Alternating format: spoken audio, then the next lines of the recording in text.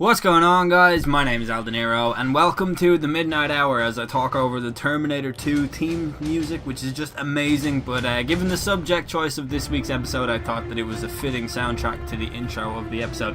I want to say straight up, this is just a warning before we actually get into the episode, that in this episode there contains spoilers for the first 3 seasons of Homeland, pretty heavy spoilers at that. And also a huge spoiler for Fight Club. After that, there's a light spoiler for Jessica Jones and In Bruges, which will not ruin your viewing experience of either of those things if you choose to watch.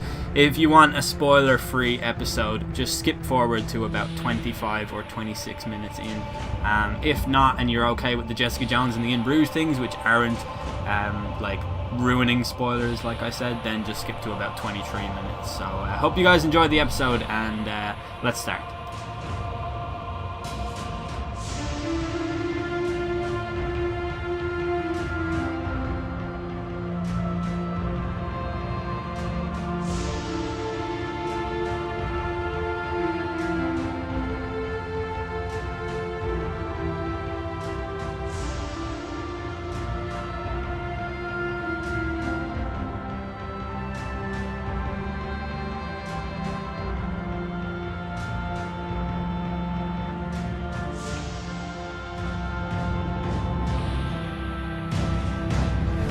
No power in the verse can stop me. What's up, guys? Welcome to another episode of the Midnight Hour. I am here, as always, with the man, the myth, the legend, El De Niro. Don't call me El De Niro, Nonti De Niro. That's my name. That's my title. Thank you so much. That is the best title I could come up with, having not thought of anything before I started talking. It's hard, isn't it? Yeah, it happens every time, even when I lead us in. Yeah, it's just I don't know what it just sums up how unprepared we are. Yeah, we're the worst. And speaking of unprepared, we have done little to no research, as always, for this topic. I feel like the research for this topic has just occurred naturally over several years of existence. Yeah. So the topic for this week is we're talking about our favourite characters in film and TV. Yeah, and I think it's a nice, comfortable break from last week's episode, which was really intense and really introspective, and something that I'm sure everyone enjoyed for completely different reasons than the reasons that you'll enjoy this one. I was thinking, it's episode 60, and obviously it's called the Midnight Hour, and an hour is 60 minutes, so there's a huge connection there instantly, you know. Damn right. But yeah, I was thinking, I remember for episode 10 we did a Q&A, just because we'd made it through 10 episodes and we were very ambitious at the time. But I was going to do a Q&A for this one, and I thought about when I was doing a vlog recently, I asked for questions, and a guy called Jamie Anderson, who started out as a subscriber, is someone I would just call a friend now. But he said, what are your top 5 favourite film characters? And I actually cut my answer out of the vlog because I didn't really get to it at all, and it would have added about 47 minutes onto the video. So it just, in work today, I was like, yeah, I think that's the topic that we're going to go with. And then I pinged my answer across the Irish Sea into Jack's pocket device. Yeah. Which led us here today. Yeah, and that's what we're doing here. Yeah, so here we are. Yeah, seeing as you have been sitting on this one for a while now. Yeah. Do you want to start us off? I will start us off, and I'm going to start us off with the first person that came to my head when I thought of the question. And it is not a film character, even though that was the question initially. We're obviously just going to do characters from... whatever. Media is the best way to describe it. Yeah. Entertainment land. Yes. But the first person that came to my head was Carrie Mathison from the Homeland TV series.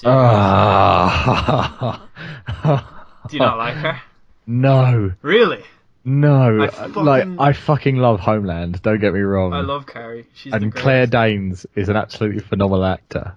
Yeah. But holy fuck, the whole of Homeland is driven by Carrie Matheson's stupidity. Is it though? Yeah, it really is. When I was thinking that after season 3, it would kind of die down. It was like it was starting to die down, and there was surely no reasonable way that they could continue the storyline into a fourth season. And then Carrie goes and does something fucking ridiculous. Well, I think it's like a lot of her sort of character arc thing depends on... It's a stupid character arc that she has. Oh, it's the dumbest thing in the world. It's actually really lazily written that we're supposed to believe that, like, fucking 30 years into the series Homeland, Saul, her boss, is still like, no, Carrie, you're crazy. And, like, she's right every fucking time. It's like, is her name Jessica from Murder, She Wrote? Where it's like, the cops are always like, oh, leave this to the professionals, man. And it's like, look, you've had like 1,000 murders in your small village, and she has solved every single one of them. Yeah. And you don't think that maybe this time she's right?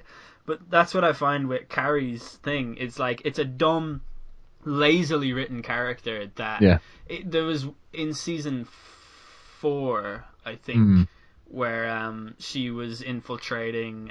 Where was she based? In Germany, I think. And she was in Berlin, I think. Oh, actually, no. In season 4, she was in. That was season 5. She was in Berlin. In season 4, they were in. One of Tehran.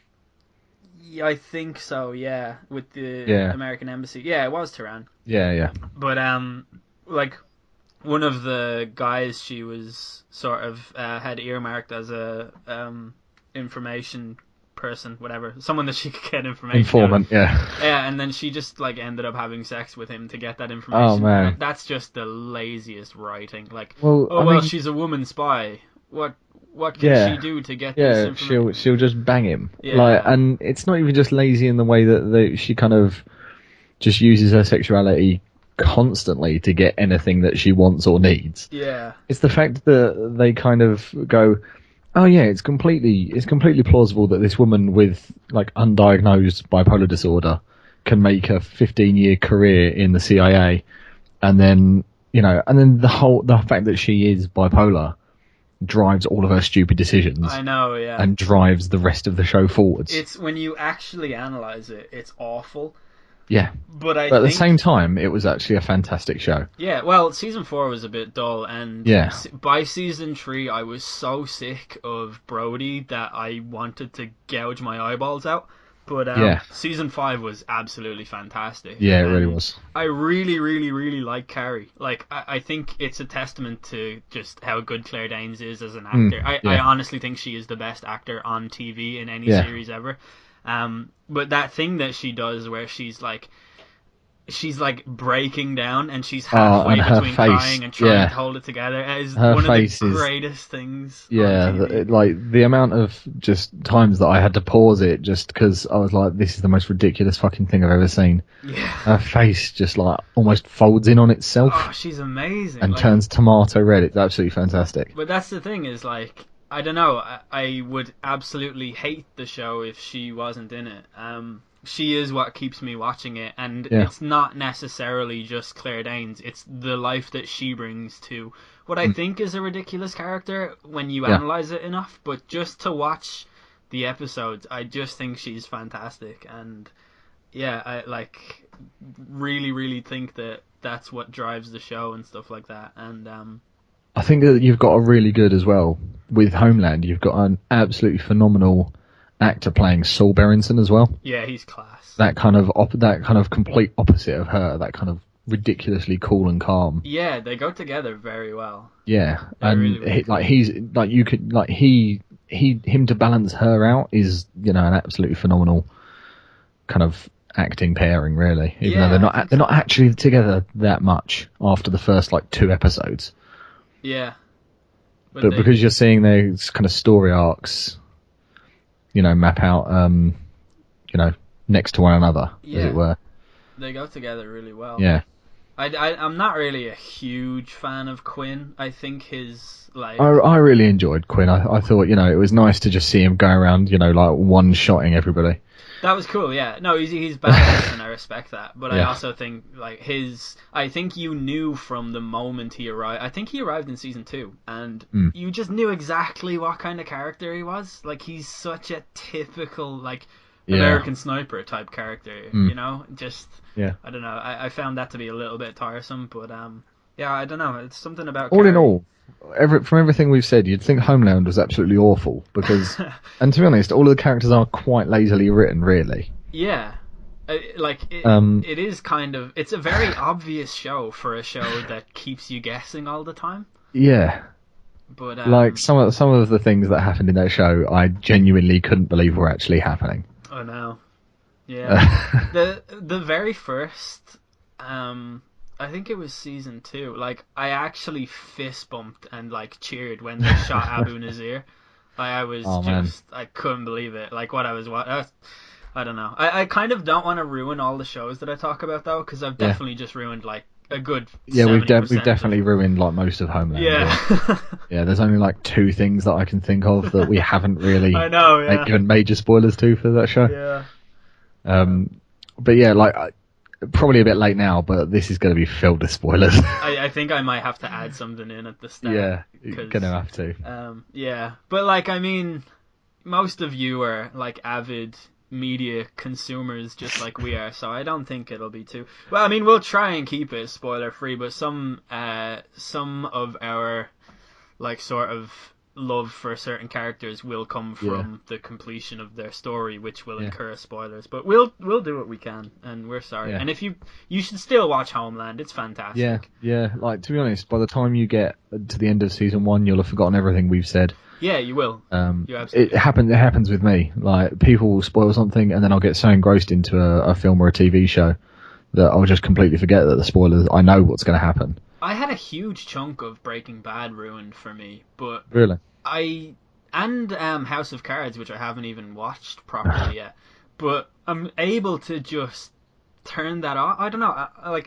I'm a very good person for just forgetting things that I don't want to know and stuff. I'm actually able to fairly well just shut something out of my brain completely until it's not a factor at all.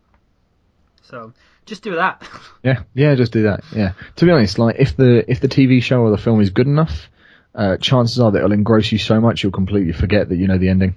There's a huge argument that I saw put up on AV Club one day about spoilers not actually ruining your enjoyment factor at all. Some kind of not scientific study, but a survey was done, and they spoiled things for some people. But like, I don't care. I just don't want to know. Like, I'd rather, like, I've started whenever because me and my housemate go to watch films in the cinema fairly regularly. Once a month maybe, which I think counts as pretty regularly.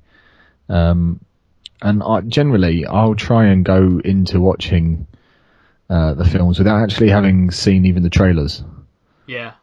If I've heard briefly, if I've heard it bandied about on Facebook or on Twitter, or I've seen it on, on Reddit and stuff, I can generally get the gist that whether it's a good film or not, and whether it's worth going to see. Yeah, same. Like, and it's nice going into things without any kind of preconceived notion of what it's going to be. Like, it's better, I think. Like, if you saw the well, obviously I'm a huge nerd, and the Star Wars trailers really captivated me, but I feel like having watched them when I went into the cinema to see the movie, I knew everything that was going to happen from the trailers. Yeah. And it's not the most subtle movie anyway by itself, The Force Awakens. You could kind of predict it anyway, but with the trailers, I just knew every single thing that was going to happen. It was obvious to me. Yeah, I think that's like a real problem nowadays with film trailers, is that they seem to just be, like 2-3 minute versions of the actual movie. Yeah. And they give, like, a good film trailer will give you the tiniest inkling of what's going to happen. That's what I was saying to you. That's why I asked you about 10 Cloverfield Lane. Yeah. That's the best trailer I've seen in years. Like, yeah, I saw it the other day, and I haven't actually seen. Again, this was another one that I went into having not seen the trailer, and knowing that it was kind of just from the same people that did, the original Cloverfield. Yeah, I don't even know how much. I don't know if is it the same producers or something. Same producers, different director, I think. It is a different director. It's not. The guy who directed it, his name is Trachtenberg. Yes, it is. Yeah. But yeah, no, I wasn't really a fan of the first Cloverfield. I enjoyed it. I really wasn't a fan personally. The It monster just is one of my favorite characters. That's Oh on this yeah. list. But yeah, it just the first Cloverfield didn't really hit it off for me. But this one's excellent. This one's fantastic. Yeah, I can't wait to watch it. I was saying to my friend, I didn't relax throughout the whole film. Oh, awesome! I was really on the edge. I'm very excited to watch it. Another thing I wanted to I want to mention before we really get into seeing as we've only picked one character in about 15 minutes now. Is that when you said we'll do like a top 5 characters or just favourite characters in film and TV, I thought it'd be really easy, and I was saying this to you in the pre-show, and I really struggled with it. It's like when someone says to you, "Oh, what's your favourite film?" and your mind just kind of goes blank straight away, and you just go, "The Little Toaster," and it's like, what? My mind just went completely blank. And then, I was just kind of Googling my favourite films and stuff like that, and Googling lists that other people have put together of their favourite characters because, I have no opinion of my own.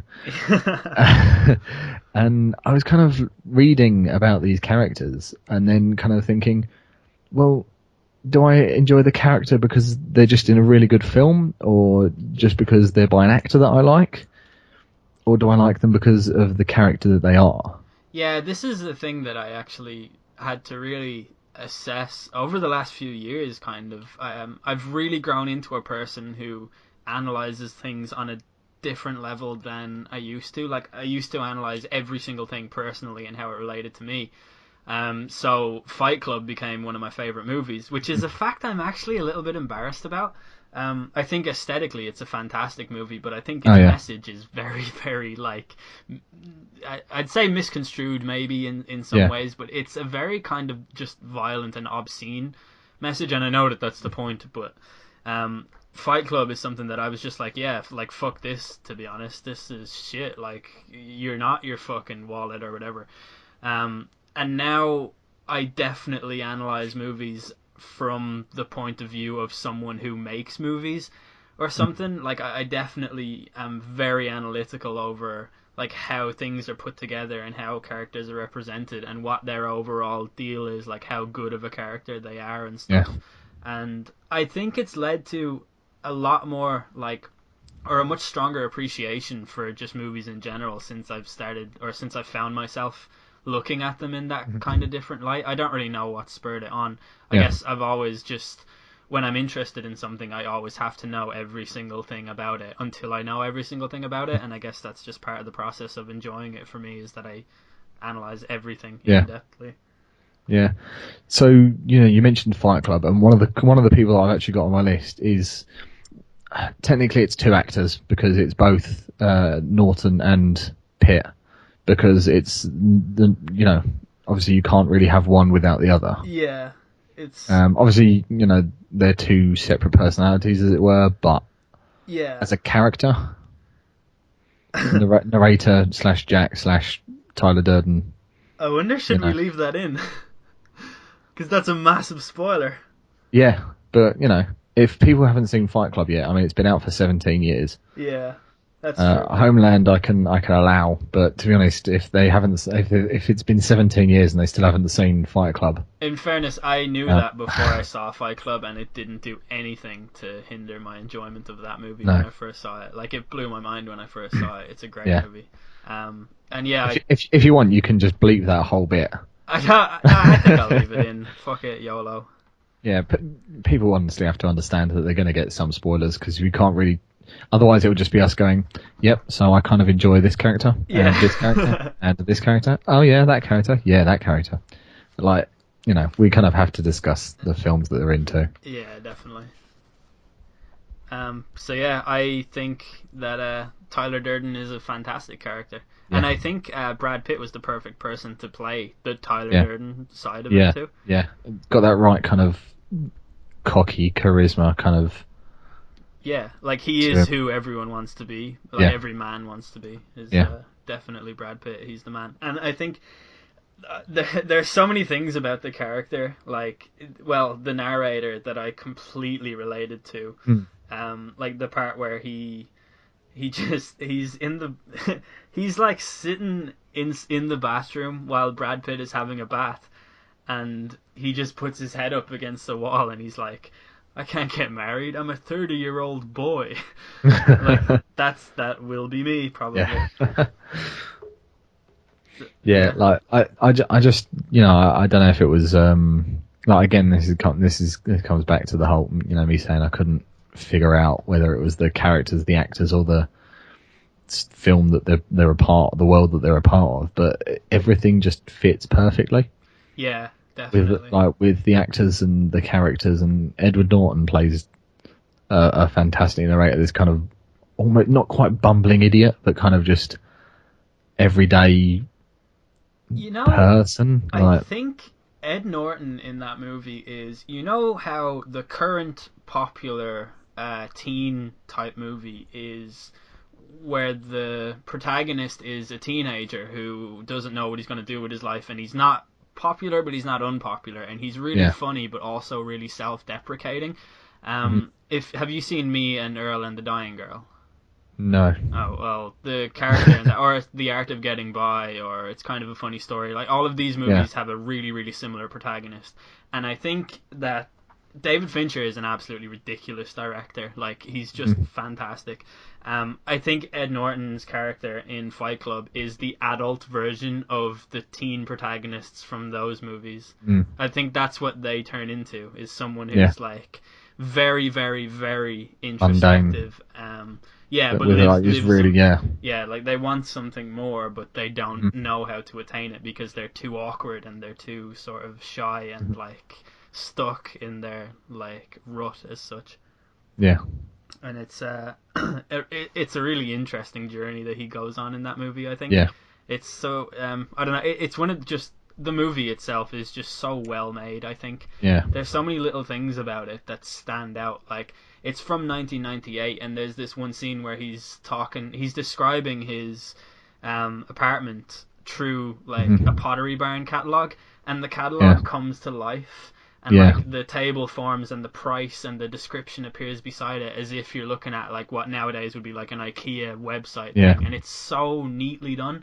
Like, Fincher just does so many like neat little things like that. But that's aside from the characters themselves. The narrator is just amazing. He has so many just great quotes that are not to do with like Tyler Durden's revolutionary assault on contemporary lifestyle type quotes, but just the quotes that he says himself, like next person to touch me gets a lead salad when he's got the gun in the police station, like stuff like that. He's so good at just those little things.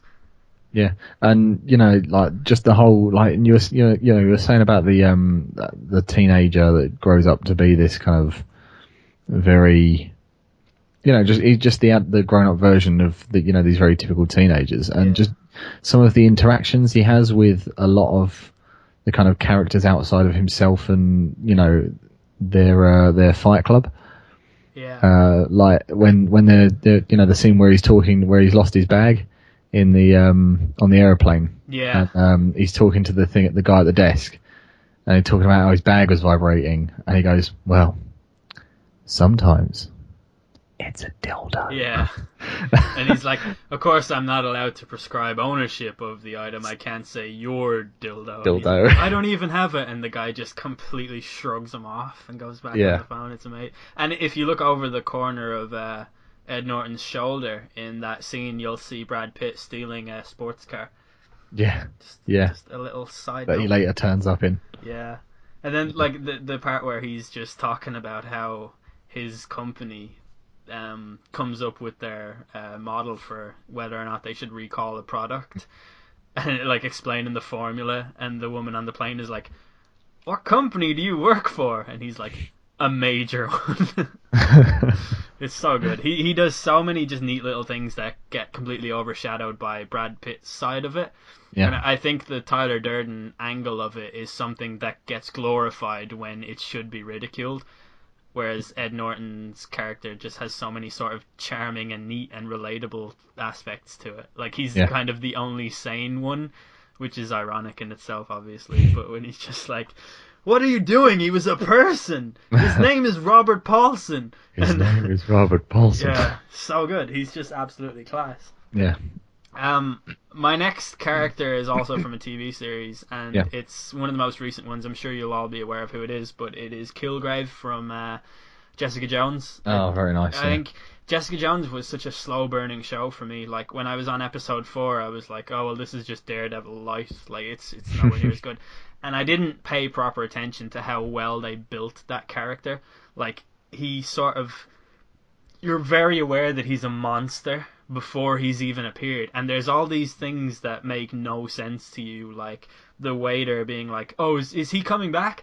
And you don't understand why the waiter had to go to, like, fucking China or something to get the food that he wanted. Not China, obviously, but he had to jump through hoops to get the food, because if you don't know, if Kilgrave tells you to do something, you have to do it. But the way they approached that and how well it was sold was just fantastic. And the character himself was unbelievable.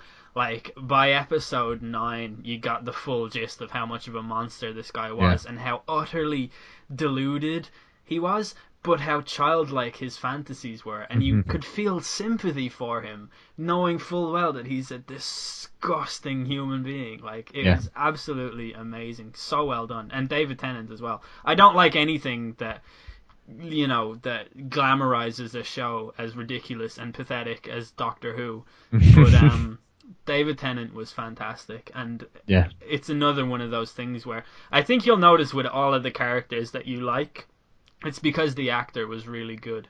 Most of them, anyway. Yeah, I think you'd struggle to kind of, the right actor needs to bring the right character to life, as it were. Yeah. And I think you'd struggle to find a decent, unless you're well versed with like the books or the comics, or let's say the written version that was then turned into a TV show or a film. I think that's the only way that you can kind of like a character without a decent actor bringing it into that's a big one. Real life. I think the character of Neo in The Matrix is fine, but I'm not compelled at all by Keanu Reeves, but that's because he's Keanu Reeves. And then there's other things like, say, The Beach. Leonardo DiCaprio was absolutely not the right person to play the character of Richard. Like, when you read the book, it's a little bit more obscene than the movie, oddly enough. But Richard is a very sort of humble and misguided British gentleman type guy. Yeah. And at the end of the movie, he's a much more awkward character than DiCaprio's Richard is. But at the end of the book, Richard is like, I'd love to tell people that I carry a lot of scars because it was such a wild adventure and I learned so much from it, and not a lot of people will understand. But, like, I wouldn't say something like that because I'm not cool enough. And then at the end of The Beach, the movie, DiCaprio was like, I carry a lot of scars. And it's like, shut your fucking mouth. Go and fucking bitch slap another movie with the Hollywood sign, you fucking sellout. Just kidding, I love DiCaprio. But he wasn't right to play that part. It should have been Ewan McGregor or someone like that. Yeah. For some reason, I had Ewan McGregor. I think he was meant to be cast in the film. Yeah, he was. I think him and Danny Boyle fell out over that. Yeah. But I know this is a shame. Pushed for DiCaprio for obvious reasons. Yeah, which is a real shame. Yeah. But yeah, like Kilgrave in Jessica Jones was, and I didn't think I'd enjoy Jessica Jones more than I enjoyed Daredevil. Yeah, same.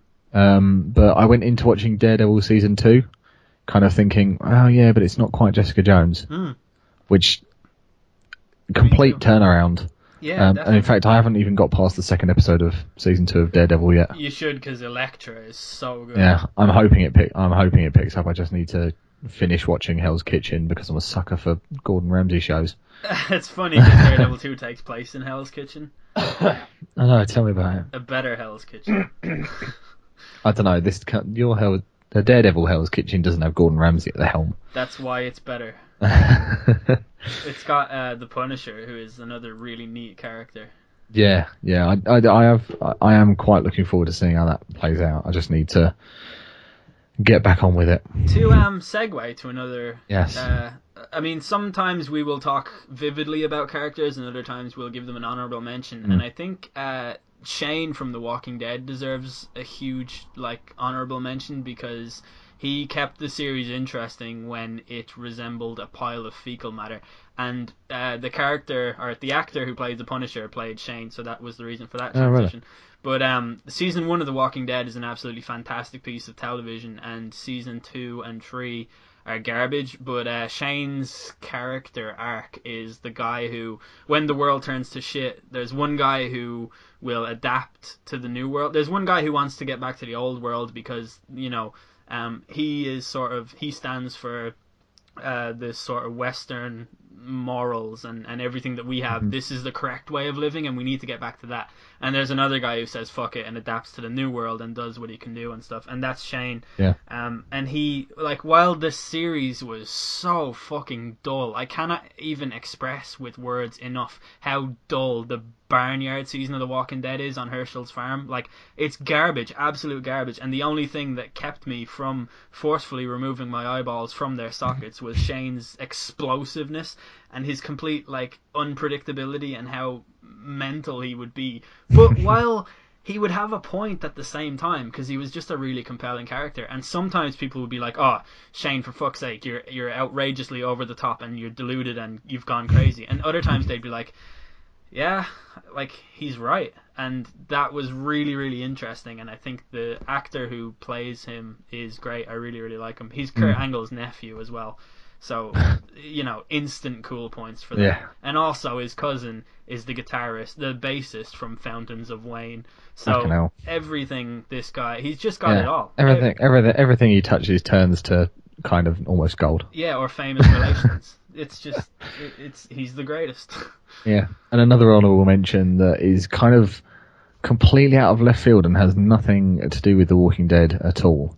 I really enjoyed, and I don't know what made me think of this, but the crazy mystery woman in the Blues Brothers movie.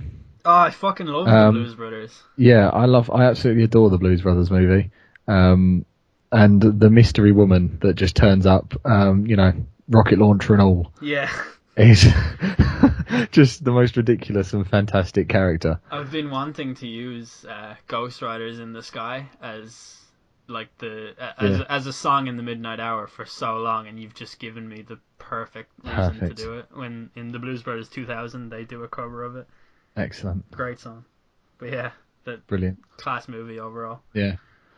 And so there is absolutely no linking segue into this next one, but I'm going to take us there anyway. And this next person is an actor that plays himself in every role, essentially. Johnny Depp. Close. It's Jackie Chan. Oh, wow. Same initials. You were close with J. Yeah. But Jackie Chan just plays Jackie Chan in every Jackie Chan film. Yeah. And, Panama Papers thing aside, and all of his misdoings, Oh, and there are lots. And there are many. Yeah. Who doesn't love Jackie Chan? Jackie Chan is just a good Steven Seagal. Or no, he's a really good Steven Seagal, and he's a good Jean-Claude Van Damme.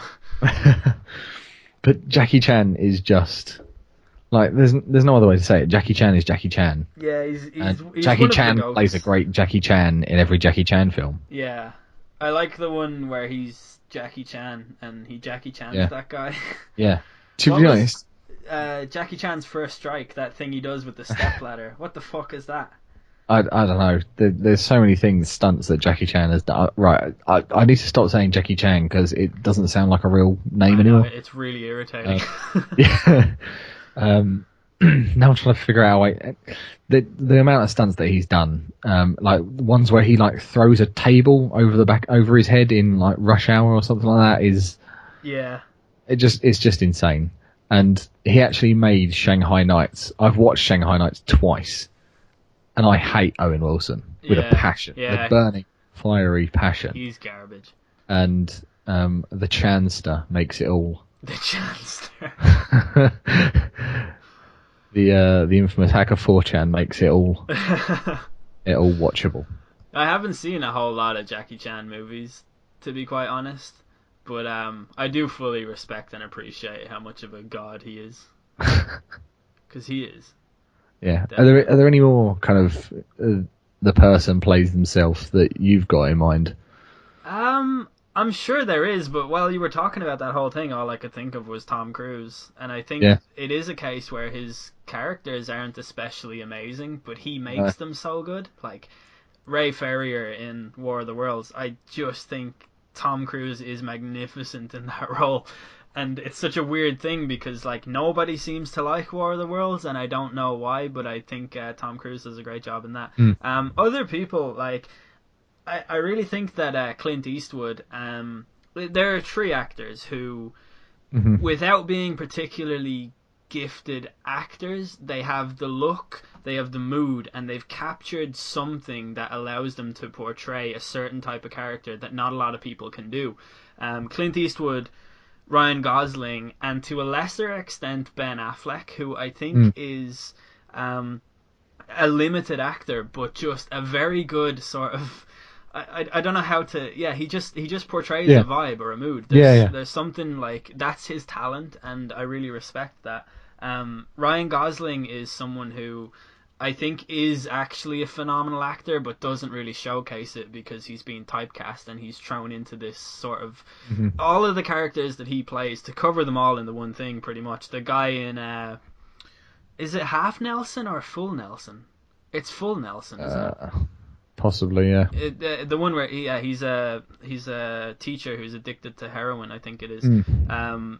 The driver in Drive, Yeah. even the guy in Only God Forgives, which is a garbage movie. Mm.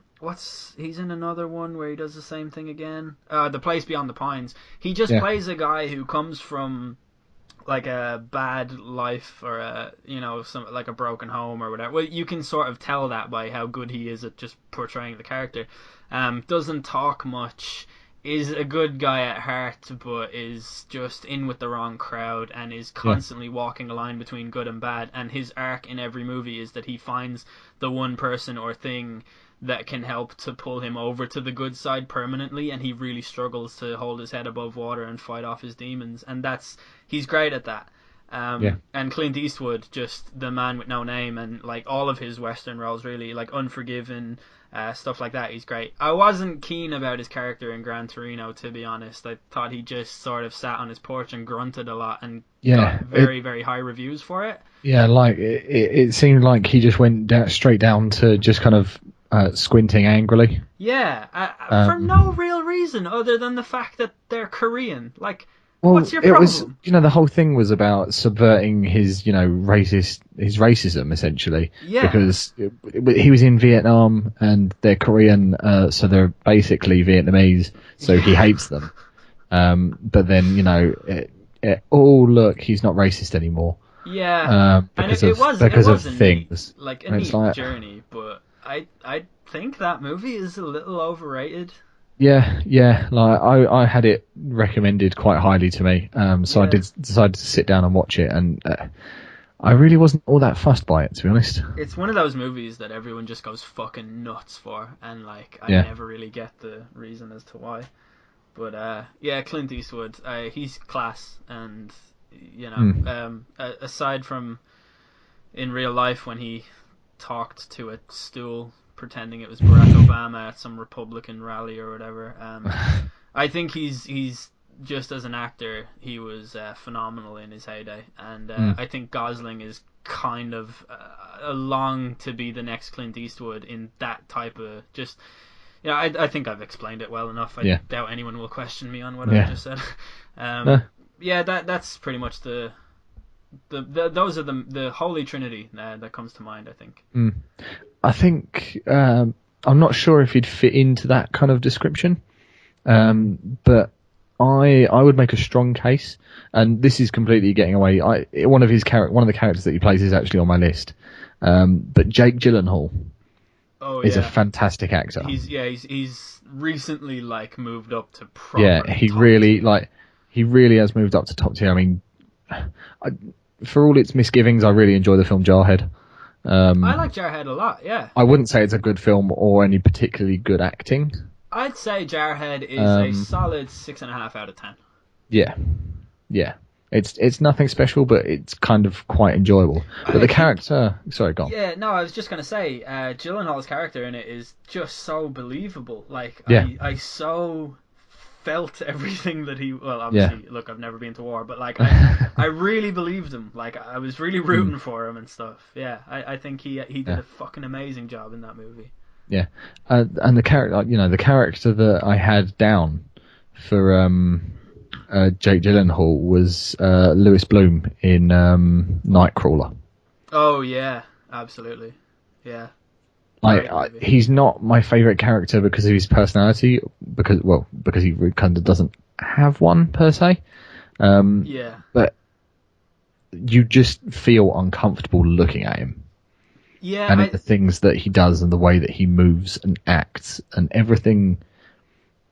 That is phenomenal because he is meant to be like that. yeah. I think a lot of his expression or just his demeanor, everything about him in that Mm. movie seemed to be borrowed quite heavily from Patrick Bateman. I feel in Yeah, American Psycho. I feel like those two characters sort of go very well together. Like yeah, I think he was probably building off the foundation set by Christian Bale in American Psycho. yeah. Funnily enough, it's funny you say that because Patrick Bateman is actually another one of the characters Really, I had in mind. Yeah, I was thinking about putting him on, and then yeah. I just thought, nah. Yeah, but there's a fantastic YouTube video by an account that's only got 443 subscribers, but it's called Mr. Nerdista, and it's called Jake Gyllenhaal. It's all in the eyes, and it's a film analysis of Jake Gyllenhaal's acting essentially, with a specific focus on the acting he does solely, using his eyes, and Yeah, it's actually a really fascinating watch. I'd say so. If you watch and just listen to what the guy has to say, it really is a really interesting watch.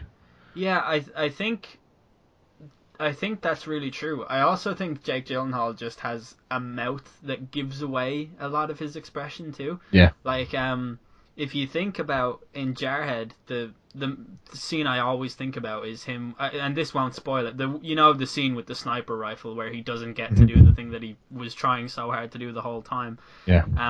His mouth is open and his eyes are like saucers, and he's just like he's shocked and sad, and he sells it so well. And then in Nightcrawler, he has a much more sort of subverted gaze that's very difficult to understand what he's feeling and thinking, and that in itself is sort of what's the word, disconcerting Yeah. by its very nature. And I think he does a really, really good job at selling that sort of thing. So Yeah. I definitely understand, and that's a really fucking. I never even thought of that before. Yeah. Like That YouTube video kind of describes his a film that I actually kind of want to see that I haven't got around to seeing, Prisoners. Oh, I've seen it. Is it any good? Yeah, it's really good. But saying that kind of there's this thing that Gyllenhaal does with his eyes during the film. It wasn't in script. It wasn't in there was nothing. There was no direction given to him. He's been asked about it, and it's just what he put in there. He knows that he's good with his eyes, as it were. He can act with his eyes. Yeah. And that's what he brought to the table. Yeah, he's a phenomenal actor, I think. But yeah, like his that character in Nightcrawler, I really enjoyed that character. It tied up the whole package of the film. Yeah, definitely. Yeah, it did. He did a really, really good job with that. Yeah, because without that character kind of leading the way in this kind of perverted crusade for news articles, Yeah. I suppose is the best way to describe it. Without him there driving it all along, and without that specific character, I don't think the film would work. No, definitely not. With any other character, it wouldn't work. Yeah, for sure. I'm gonna go all out for the next one.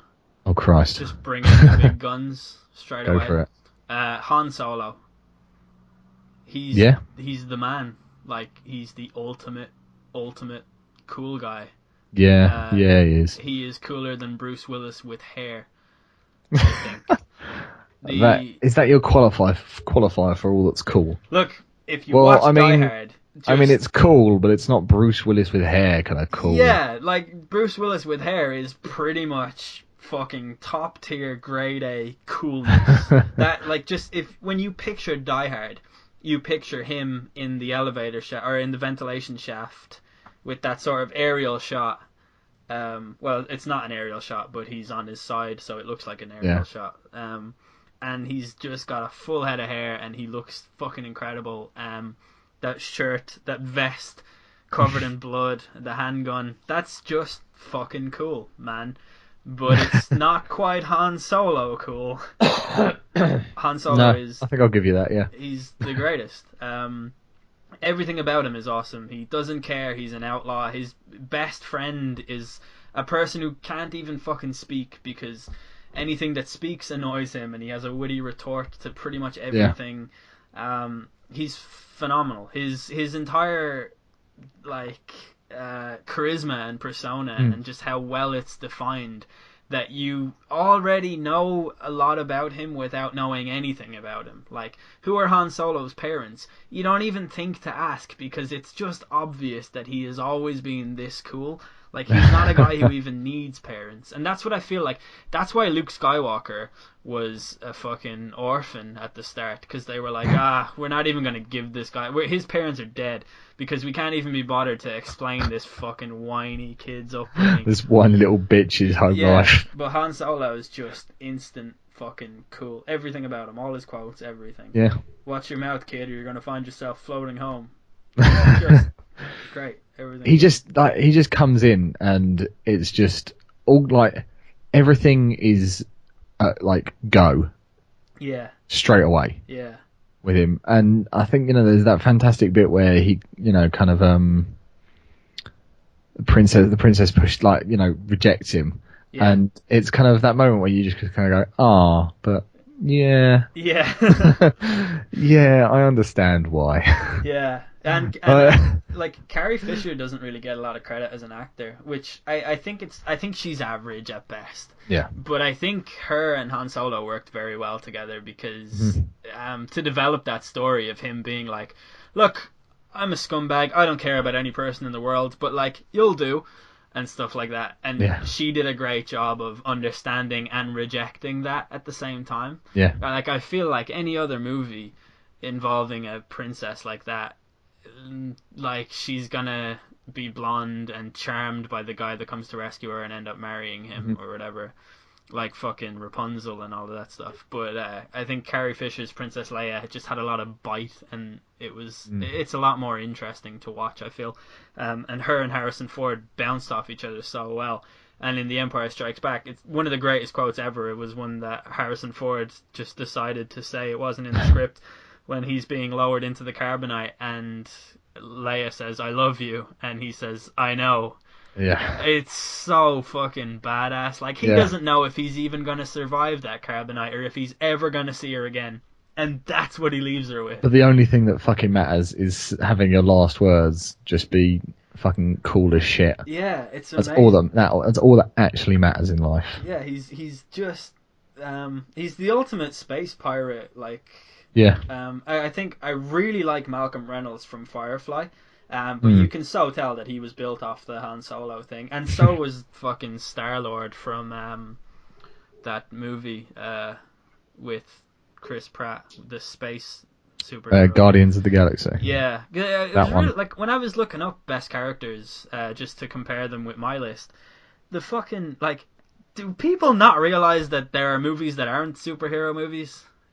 Fucking madness. Like all of them are sort of fantasy stuff from recent years. Like I think that everyone not only has a short memory, but the kind of people that care about best characters in the world list are the kind of people that don't watch anything. Nerds. Yeah, they're just nerds who watch comic book films. Yeah, I mean, when Empire do a top 100 greatest characters list, and Optimus Prime is in, like, just and the minions are like 5 spaces. Yeah, for in. fuck's sake. Jesus. Yeah, unbelievable. But I was thinking, by all rights, although he does kind of help the hero of the story, and in his own right, he is kind of the hero of the story. That's the neat thing. You shouldn't really like him. Yeah, exactly. He's incredibly cocky, and he does a lot of illegal shit. He's sort of Right. just pinned down a thing that's very difficult to be.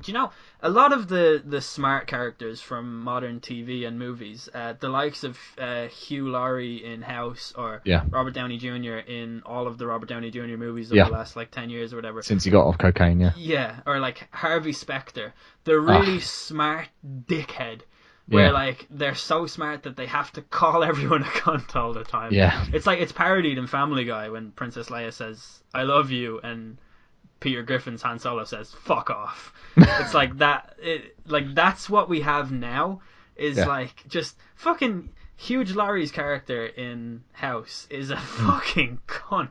Absolute monstrous bellend. Yeah, and it shows the evolution of that character. It comes from the Han Solo cool, good / bad guy who's over the top levels of cool. Not like the Ryan Gosling gritty halfway good bad guy, but it's just he's a bad guy. He's only out for himself, and he'll aid whatever cause benefits him the most. Yeah, but he's so charming and stuff. Yeah.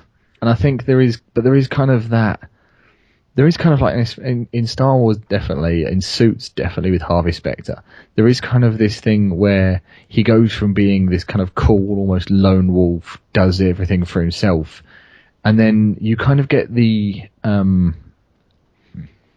satisfaction of the protagonist kind of wins him over.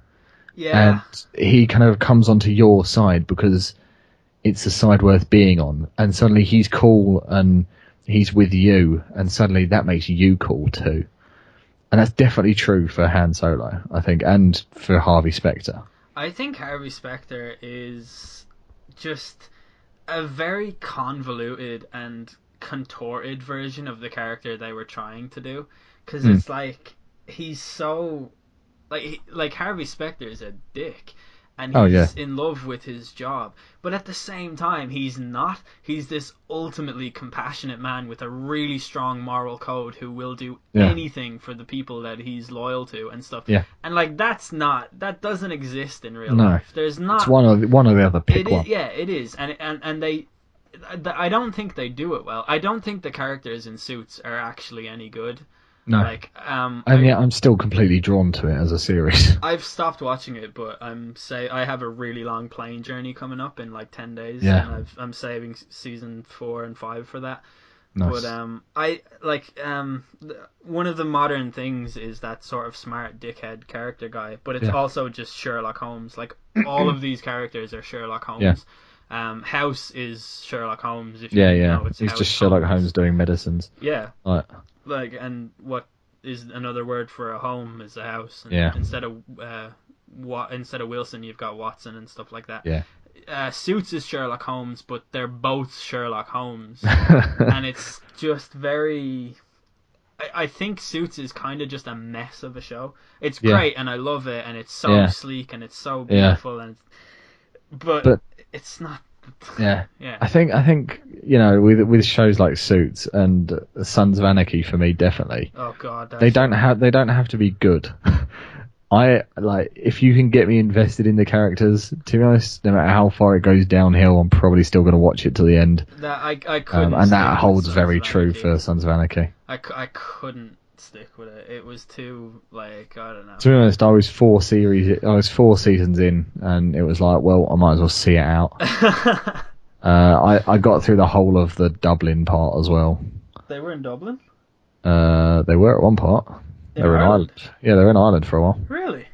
Yeah, you didn't even get to that part. I honestly watched the first episode. And that's the worst series. Oh, really? Yeah. Wow. Yeah, I didn't like it at all. Yeah. Back to kind of characters that you probably shouldn't like, but everybody does anyway. Yeah. Mrs. Doubtfire. Yeah, that's an interesting one. You really shouldn't he's an awful father. Yeah, and a And an terrible awful person. husband. Yeah. And a really bad person. And yet, obviously you find yourself rooting for him. And it's just, this poor Piers Brosnan, this poor bastard, comes in and tries to strike a relationship, and he does everything for the kids. He's not a dick to anyone. Yeah, and he's totally And vilified he's the for villain. it. Yeah. And nobody is up in arms about this, and they should be. They should be rioting in the streets, based on the fact that Piers Brosnan, this poor bastard, just wants a genuine relationship. Yeah. And he's the villain of this film. Yeah, it's a joke. It's It a really fucking is. catastrophe. It shouldn't be happening. The whole idea that the whole Mrs. Doubtfire plot is just the ramblings of an insane escaped lunatic or something. I can't believe that they A, came up with that fucking movie, and B, produced it, and C, it's actually alright. It doesn't really make a whole lot of sense. A cornerstone of my childhood. Yeah, and as a concept, it's abysmal. And I don't mean abysmal in the sense that it's just bad to look at, it's just that it's fucking horrible. Like, it just shouldn't be happening, really. It is actually a novel. It was a novel.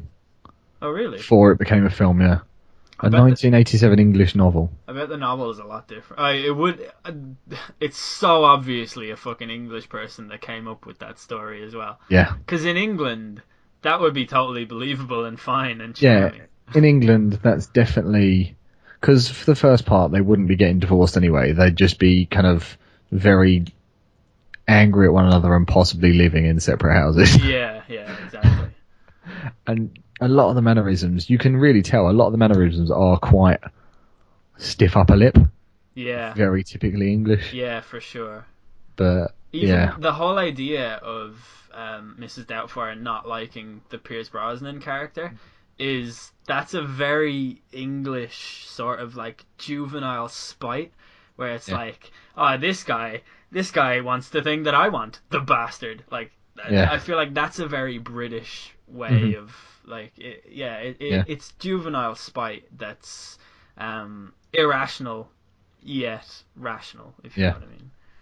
And still has some quite simply fantastic quotes from Mrs. Doubtfire. Just, like, I'll forever refer to it because it's hilarious, but the one where she's telling Miranda how her husband died. Oh, yeah. Yeah. It is great. Tell us it. For anyone that doesn't know, just kind of Google it and figure it out. Because if you haven't seen Mrs. Doubtfire, it's been out for 23 years now. This is one spoiler I'm not going to give, ironically enough. Go and fucking watch it. Sort your life out. Yeah, Mrs. Doubtfire is like the most sacred thing in the list of films that you've watched. That's one that you've. Yeah, this is one that I draw the line at. Yeah, apparently so. Who'd have thought? Your favorite character, untouchable dialogue, crazy. Similarly to that, like that sort of quaint, charming, well-meaning comedy from the 90s. My next character. I'm expecting you to take a massive left turn and Sarah Connor from the Terminator series. She's amazing, and Terminator 2 is fantastic. It really shows how much of a fucking badass she's become. I feel like the evolution of that character is phenomenal. I've used the word phenomenal too much, and I need to stop it. I'm writing it down and putting a line through it. She is actually great. She starts out as a sort of just a normal person and evolves into like a military trained badass, and it's so like rewarding to see that transition. In Terminator 2, she's holed up in a mental asylum, and this guy is giving a tour of the asylum and particularly picks on her and laughs at her for believing in machines coming from the future to warn us about the apocalypse and stuff. And then when she does get out, like, she fucking kills it with the way she syringes the guy and wraps his arm up, and she breaks the guy, I think he's like the warden of the prison or something. She breaks his arm and he's like, "You've broken my arm," and she goes, "There are 250 bones in the human body. That's one." And it's just so fucking brutal and raw and awesome. And not only that, but like she is a single parent, which I really respect. But also she, like, with access to time travel and the knowledge that she raised that whiny child that Ed Norton portrayed, or not, Ed Furlong portrayed, and she still chose to like not retrospectively abort him. I just think that deserves props. Yeah, mad props for showing that self-restraint. Yeah, she's great as well. She's so like determined and focused, and like the whole thing where she goes to kill the guy whose name I've completely forgotten. And like she's outside his house with the laser thing pointed at him and everything, and she's ready to do it, and at the last second she gets pulled away or whatever, and she goes into his house and stuff, and then they find out that like they're like, oh no wait, no, this guy can help us, we don't have to kill him, and she's like, all right, fine, show us where all the stuff is, help us right now. Like, no remorse at all, just completely focused, like fully developed and fully formed as a character, and I love it. She's class. Yeah. She's more badass than the robots in that movie. Like, she's great. Have you seen Terminator Genesis? No, and I will not ever, probably. No, yeah. The fact that they spelt it as they spelt it, just kind of was the biggest red flag that you just kind of need for a film, I think, really. Yeah, let's name our movie after a pre-game lobby on Modern Warfare 2. Fuck off.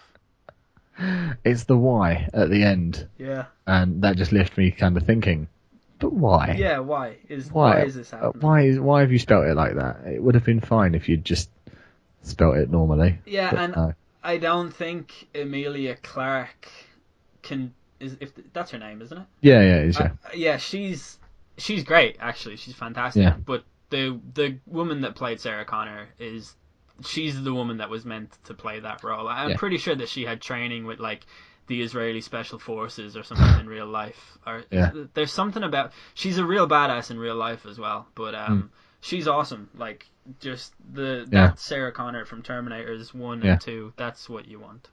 And like Emilia Clarke doesn't play a weak character in Game of Thrones.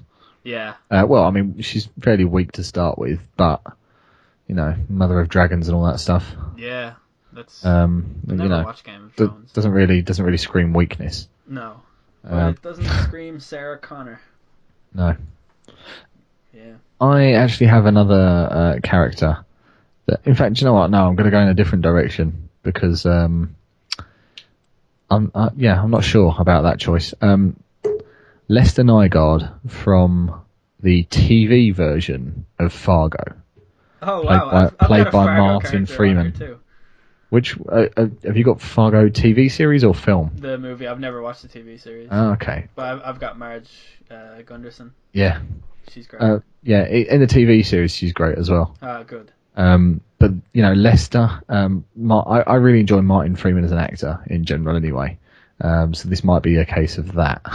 Yeah. But Lester Nygaard in Fargo, the TV series, I think he just like. It's so he's so hilariously helpless. Yeah. And useless, and just this kind of everyday idiot.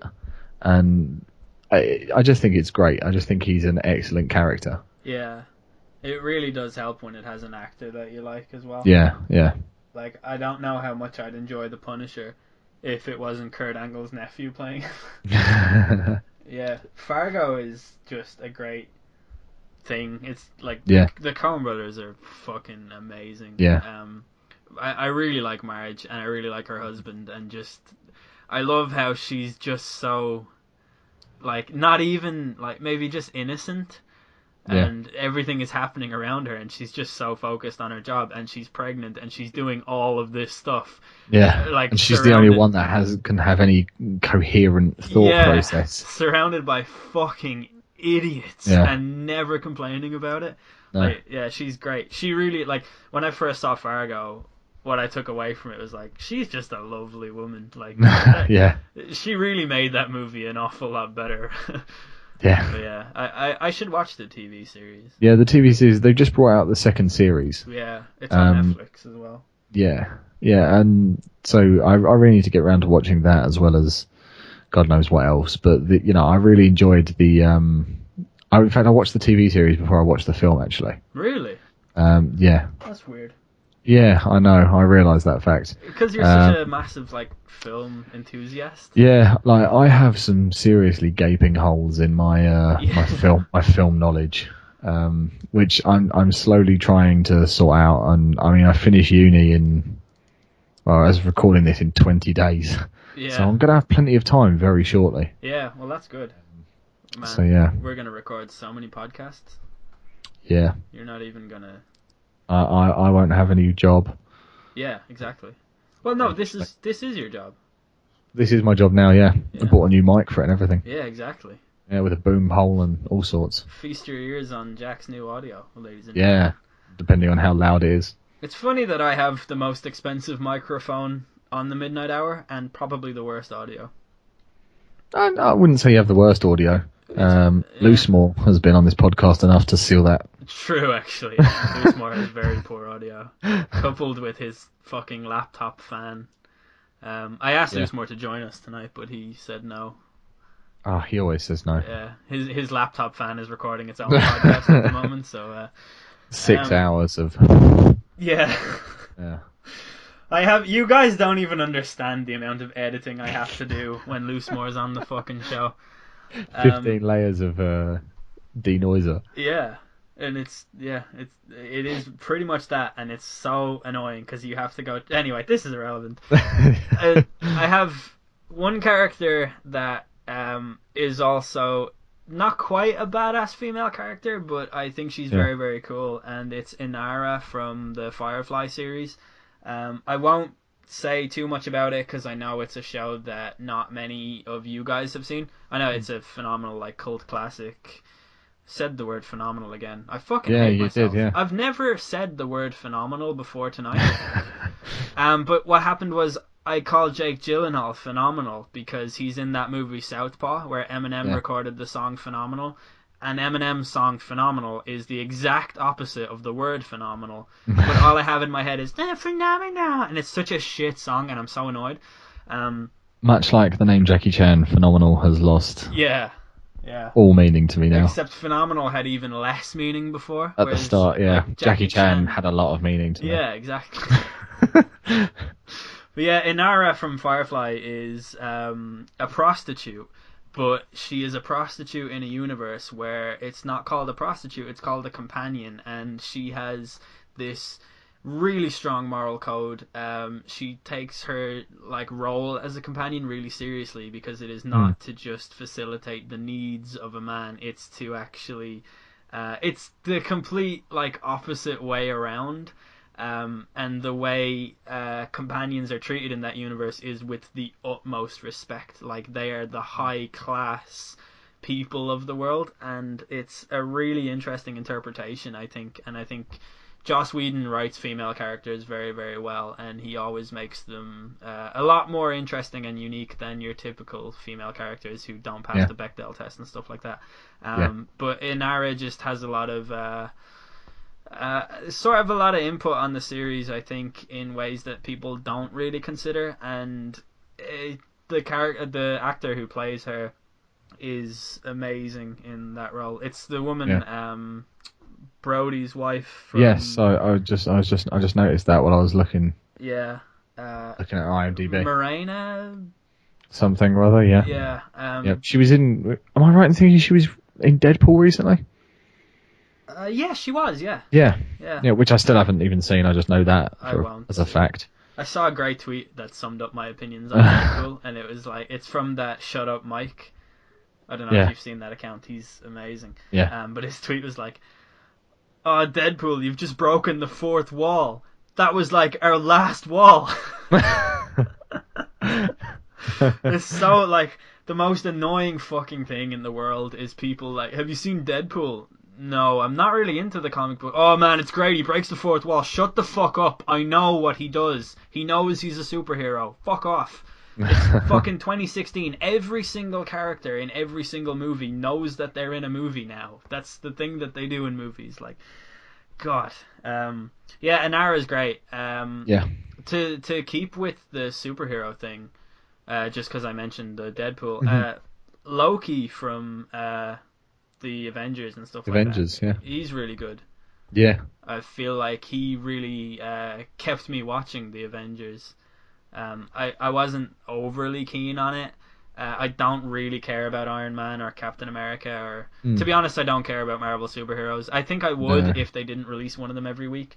But Yeah. Loki is class, and he just his knack for mischief and just how much of a he's like Han Solo if Han Solo were like A real bad guy. yeah, a slightly more narcissistic, really bad guy as Yeah. well. I think. I think it's always nice to see a British villain, but it's nice to see one that isn't kind of sat in a high back chair, in some sort of faraway island. Yeah, Fortress. He's out there in the field. Like Yeah. He's putting out in there. his He's hours. out there, putting his hours instead of just sat there with a couple of buttons. I thought you were going to say it's nice to see a British villain that isn't played by an American guy, because that's usually what happens. But yeah, Hollywood does like to cast the Brit as the villain. It's because for most of history, that's kind of what you were. We're just the fucking protagonists of our own story. Hey, man, come on. Fuck all that Sonder shit we spoke about last week. It's like, I don't know. I hear a lot of British people like bemoan that, and I'm always like, is that really surprising to you? Hey man, as a white person in 2016, I'm having a really tough time. So if you could just give me a break right now. Sorry, that'd be great. bro. I didn't know it was like that. Thanks. Do you have? I've got quite a few more characters. Yeah, I've still got a few more actually. It's your turn. Yeah. Have you seen the Naked Gun films? Yes, and I have. associated films such as Aeroplane? Yes. I've gone down Lieutenant Frank Drebin as an excellent character, but really it's any Leslie Nielsen character. Yeah, for a good while there, he was playing. He was just a top tier like parody comedy actor. Yeah. But did you know that before that he was a super serious actor? That genuinely wouldn't surprise me. The whole origin of Airplane. Airplane was like the first movie where he played a funny guy. Yeah. And before that, he was the very characters that they were parodying in Airplane. He used to be just a super serious action hero guy with like.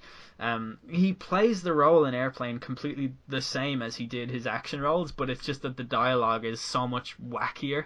Yeah. But yeah, he really brings those roles to life. Yeah, absolutely got that kind of like almost deadpan Completely, yeah. humor is just absolutely down. Yeah.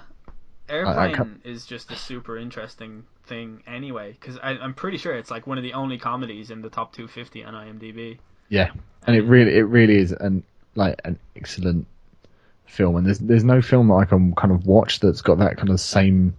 There hasn't been a film really in recent memory that has that kind of same humor. Yeah, I really liked Scary Movie 3, where it's because like I really love the movie Signs. Because it's great. It's a great movie. Fuck all of you haters. But Charlie Sheen in that, like, there's some like Scary Movie 3. I'm sorry to cut across you on this. That's right. Yeah. I just love talking about Scary Movie 3. You have to see Signs to get it, really. But like one of the reasons that like Signs builds up the tension very well, and there's like a scene in Signs where like the dogs are acting strange, and it cuts to the dogs barking.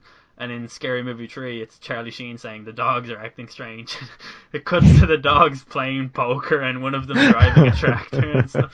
And like the guy, he's played by M. Night Shyamalan in Signs. He's the guy who kills Mel Gibson's wife in a car accident. And like it wasn't his fault and stuff, but he's sitting at the side of the road with this really shameful look on his face. And like he knows what he's done, and like he knows his life will never be the same and stuff. And Mel Gibson walks past him, and it's sort of a poignant moment in the movie. And in Scary Movie 3, they have the equivalent of that, but the M. Night Shyamalan character is like, "I'll need a ride home." It's so good, so good. Yeah. But yeah, back to Airplane. Yeah, Aeroplane. If people that haven't seen Aeroplane need to again sort their life out. I mean, there's no real spoilers for it. It's a comedy. I don't think you can really spoil a comedy, as it were. No. Apart from if I just do an awful rendition of many of the jokes. Yeah, or just go on a night out with any of the lads, and you'll Yeah. have Anchorman fucking played in front of you. Best film in the world. God. Greatest comedic film ever to be made. It's so funny to tell people that you're in a glass case of emotion. Love that. Yeah. Love that. Yeah. I don't know why I hate on Anchorman so much. To be honest, I couldn't even get through the first 20 minutes of it. So Really? I feel like after the first 20 minutes, all that I know about Anchorman comes from memes. Yeah. And hilarious lad banter. Yeah. Loud noises. Yeah. Essentially, yeah. Yeah. Leslie Nielsen's characters are the pinnacle of spoof style movies. I really like spoof movies too. I've seen like so many of them that were from before my time and stuff like that. Like they're very good when they're done right. I think we lost how to do a proper spoof movie some time ago. Yeah. When they just started putting words in front of the word movie and then releasing them, like Day Movie and I went movie to see, and did you see that Meet the Spartans thing? Right? No, I didn't see it at cinemas. I saw it at the cinema and I walked out in the middle of it. It's one of the only movies I've ever walked out on. It was marketed with a huge budget, huge cast. Yeah. Absolute fucking shite garbage. For like, there is no joke in it. There's no punchline. It's they're just like the whole. Well, no, there's plenty of punchlines. It's just they're incredibly lowbrow, and they're incredibly obvious. Like, that's one of the great things about Airplane. Like when the nun starts talking jive. Yeah. That's fucking excellent. Yeah, it's great. Compare that to something from Epic Movie where Mr. Tumnus is a bit weird and he's like they turn it into a gay bar or something ridiculous. It's so don't get me wrong, there's a lot of kind of not highbrow jokes in Airplane and The Naked Gun. Yeah, but they're so well done. It doesn't come across as being lowbrow. The 12-year-old saying, "I like my men like I like my coffee," or whatever. That's so shocking and out there. Yeah. Whereas, like, one thing I remember from Meet the Spartans is just like the cliff's edge in 300, where it shows the mum with the baby wrapped up, and then the baby turns out to have Shrek's head. Like, that's not funny. That's not a joke. That's not anything. Yeah. You could do that with any movie, and by that logic, you would have a parody like Star Wars. Except, oh look, his lightsaber has. It's just a giant dildo. Oh, it's an umbrella even. Like it's. Yeah. It's just shit. I think the problem is that the parody movies nowadays are written for early teenagers. Yeah. Whereas parody movies in the 1980s and the 1990s were written for adults. Back when music meant something. Yeah, in the good old days when, you had to go uphill both ways in the snow to get to work because you couldn't go to school because you had to work in the mines. Yeah. And it was uphill all of the ways, even up to the mine. It was awful. Nowadays, you kids are spoiled. Nowadays, you kids are just coasting about on your two-wheeled twat planks. Yeah, now you go to work on your iPhone. Yeah, and you sit in front of a microphone and record Wait, what? I have a character that only Irish people will know, but I'm going to say it anyway. It's a guy called Nidge from a show called Love Hate. I've heard you talk about Love Hate before. I feel like you maybe have to be Irish to appreciate Love Hate, but I really think that you could definitely watch it. You just have to be patient with it. Yeah. The first series of it is terrible. And it's not terrible like I'd say it's probably just average as a TV series. The quality is very poor. The acting is very poor. Yeah. Things like that. The execution of stuff is so strange. Like, there's a scene in, like, one of the opening scenes of Love Hate is a guy getting shot, and it sort of sets it's lays the foundations for the rest of the season and what's going to happen that season. And it's a really important scene, and it's shot like a fucking Crime Watch dramatic reconstruction. It's so bad. Like, I cannot get over how bad of a job they did, because I grew to love that show. And I watched it back several times, and seasons 1 and 2 were very, very hard to watch. Season 1 especially, just the quality of it as a whole was very poor. Aidan Gillen is in it, who's getting a lot of roles recently. He was in The Dark Knight Rises, he was in Game of Thrones, he's in a few other things. I think he's an absolutely appalling actor. I don't know how he still gets roles, to be honest, and nothing exemplifies that more so than his role in Love Hate. He was terrible at what he was doing. Robert Sheen was okay, but not really that convincing. But Nidge is played by an actor called... fuck it anyway, I cannot remember his name. Tom Vaughan Lawler. And he's from the south side of Dublin in real life, and he talks kind of like a more manly version of what I talk like when I'm recording. Like, he has a very Americanized sort of posh accent, and he stutters through all his words, and he's like, for example, he got an IFTA award, which is a fucking pathetic Irish version of a BAFTA. Like, it means literally nothing to get one of those awards. I've got like 7 of them for the Midnight Hour. And his speech was where like, are mine? yeah, yours are in the mail. Way. Yeah. But Tom Vaughan Lawler was like, oh yes, thank you. It's obviously a massive pleasure to receive this award. I'm so grateful, and stuff like that. And like, the character Nidge is like the exact opposite of that, and he's like a complete thick accent, like inner city Dublin scumbag. He's like, I don't even want to do an impression of his accent, because I won't be able to do it justice, but it is fucking fantastic, and he's so fucking good. But the character Nidge starts out as this goofball who's he's like a hired goon who's part of the squad, but he's not really a particularly, like, he has no strengths whatsoever, and his whole thing is like, he's having arguments with his wife, and his wife is like, yeah, well, I don't think getting genital herpes is very funny, and Nidge is like, they weren't inflamed at the time, and stuff, and it's so like, it's just like goofball banter, you know? And like, the fucking journey that character goes on from there, it's like, it's like, I don't want to oversell the show, but I'm going to.